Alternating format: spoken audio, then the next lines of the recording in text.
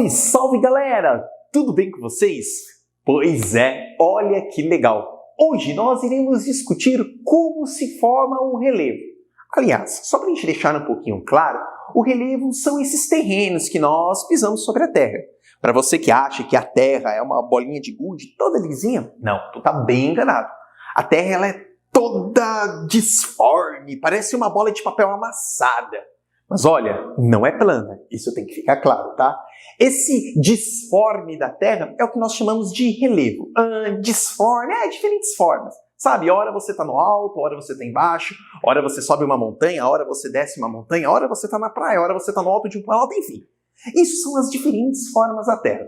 E hoje nós iremos entender de fato como se forma o relevo, ou como se formam os relevos. Então já anota no seu caderno essa pergunta e vem acompanhando comigo. Olha só, é muito tranquilo entender como se formam os relevos. Basicamente, nós temos dois fenômenos, que são os agentes internos e os agentes externos. Em alguns lugares, os agentes internos, ele vai estar escrito assim, ó, agentes endógenos. Olha, nome bonito, né? Pomposo. Endógenos. Em outros lugares, os agentes externos estarão escritos como agentes exógenos. E os zógenos aqui não é com Z, é com X. Então, agentes endógenos e agentes exógenos. Vamos lá, então? Como se forma um relevo a partir dos agentes internos ou endógenos? Através, basicamente, de três fenômenos, três movimentos, que são eles: o tectonismo, o vulcanismo e o terremoto. Importante, grande mestre, o terremoto e o tectonismo, eles estão embrenhados, eles andam juntinhos, são bem parceirinhos, são muito amigos, são muito próximos. Vamos entender aqui como que se forma basicamente o relevo a partir do tectonismo. Acompanhe aqui. O que eu representei aqui neste desenho são as placas tectônicas. Placas tectônicas são grandes blocos que compõem a crosta terrestre. A crosta terrestre, que é aqui onde nós estamos pisando, ela é toda dividida, tá? Ela é toda dividida. E a essa divisão nós damos o nome de placas tectônicas. Essas placas tectônicas, que são essa aqui, ó, que eu representei aqui como laranja, rosa, elas flutuam sobre o magma. Tá, importante. Sim, para falar de placas tectônicas, nós temos que lembrar das camadas da Terra. Vamos aqui de maneira bem rápida, anota no seu caderno. Nós temos o núcleo, o manto e a crosta. Lembra a professora sempre construindo aquela ideia do ovo? A casca é a crosta, a clara é o manto e o núcleo é a gema. Muito bem. Essa casca são as placas tectônicas. Tudo bem? São os blocos. Muito bem. Essas placas tectônicas, elas estão flutuando sobre o manto. Apesar que quando eu coloco em aspas, né, elas flutuam. Tanto que elas normalmente se deslocam cerca de 3 centímetros por ano. É coisa pra chuchu, tá? Você deve estar pensando, só 3 centímetros? Gente, mas é uma placa tectônica, é colossal, é gigantesca. E aí eu vou usar o exemplo de duas placas. A placa de Nazca e a placa americana, ou melhor, a placa sul-americana. A placa sul-americana é a placa que o Brasil se encontra. A placa de Nazca é onde está o Chile, por exemplo, a Cordilheira dos Andes, onde, por exemplo, passa a Bolívia. Pois é, se você pegar a América Latina, a costa oeste da América Latina, toda, é representada pela Cordilheira dos Andes, que, como vocês podem observar aqui nesta imagem, olha que interessante, são inúmeras montanhas, cordilheiras, tudo bem? E como se forma essa cordilheira? De maneira muito simples. As placas tectônicas têm 3 movimentos. Pois é, um é o movimento convergente, que é este movimento que eu estou apontando aqui. O outro é o movimento divergente, de afastamento das placas, convergente. As placas se encontram, divergentes, as placas se afastam. E aí nós temos um terceiro que é transformante. Um vai para frente, um vai para trás, é o roça-roça das placas. Por exemplo, essa falha aqui, que é a falha de Santo André, ou numa lógica globalizada, a falha de St. Andrews, ela é uma falha transformante. Tudo bem? Então, Então, esses são os movimentos das placas.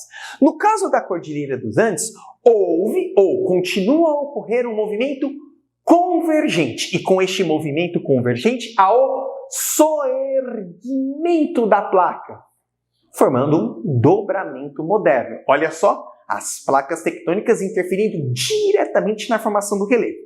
Muito bem, vocês sabiam que na borda das placas tectônicas, no cantinho dela, você tem uma atuação fortíssima do vulcanismo. O vulcanismo basicamente é quando o manto aumenta a sua pressão, aumenta a sua temperatura e pá! Cospe, grita, tal como vocês podem observar nesta imagem que eu estou colocando aqui para vocês.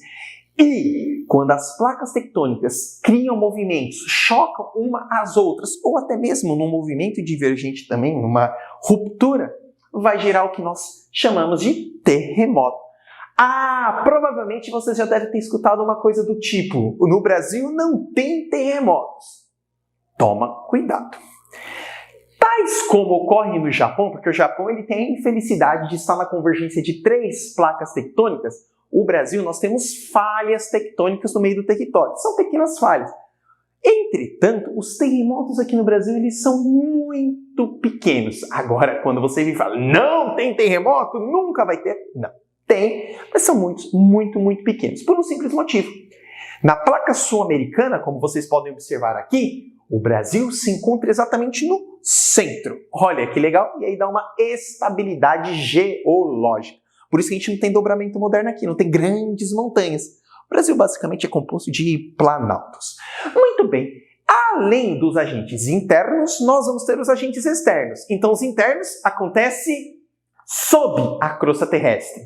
Os agentes externos acontecem sobre a crosta terrestre. Viu como o R faz total diferença? Sob, abaixo da crosta, sobre, acima da crosta. E dentre os agentes externos, nós vamos ter um fenômeno que nós chamamos basicamente de erosão. Erosão ele é um desgaste onde vai gerar sedimentos. E esse desgaste feito pela erosão, que modela o relevo, inclusive quando você vê formas assim, ó, toda torta para um lado e para o outro, isso aqui é resultado do vento ou da água. Água mole em pedra dura, tanto bate até que fura. E realmente isso acontece.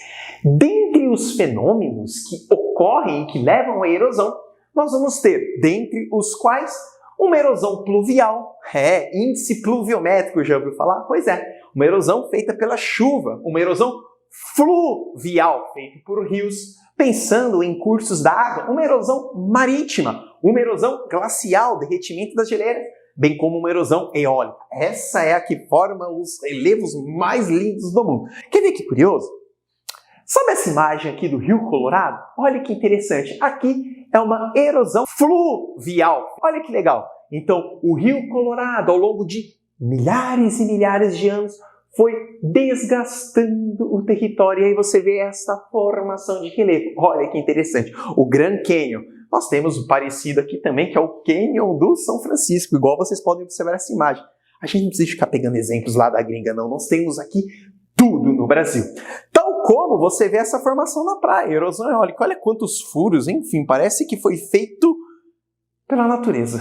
De fato, fora feita pela natureza. Isso é erosão. Nesse processo de desgaste, nós vamos ter o intemperismo. O intemperismo pode ser um intemperismo químico, físico e biológico. Aqui é muito importante que a gente está falando em processos de desagregação. Quando a gente pensa em química, ai meu Deus, é até difícil. Logo já vem essa imagem das moléculas que está aparecendo aqui. As moléculas elas vão se movimentando e muito do intemperismo químico é causado pela água. Então a água entra, ela vai modelando. Essa mudança química estrutura uma nova organização física que, por sua vez, se consolida na biológica, principalmente quando você tem uma raiz. Olha que interessante essa imagem. A raiz ela entrando no meio do rolê. Você tem um intemperismo, você tem toda uma reestruturação do relevo. Entretanto, estava tudo muito bem, tudo muito legal, se a natureza cumprisse o seu papel. Mas aí a gente sempre tem aquele que atrapalha a natureza e que fala: a natureza faz erosão? Eu também irei fazer. E esse eu também irei fazer é o ser humano. É a erosão antrópica. E olha, enquanto a natureza demora milhares de anos para consolidar um terreno, o ser humano não.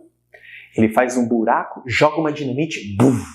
Por exemplo, quando você olha essas mineradoras que estão acontecendo. Esse processo erosivo fora feito em 1, 2, no máximo 3 meses.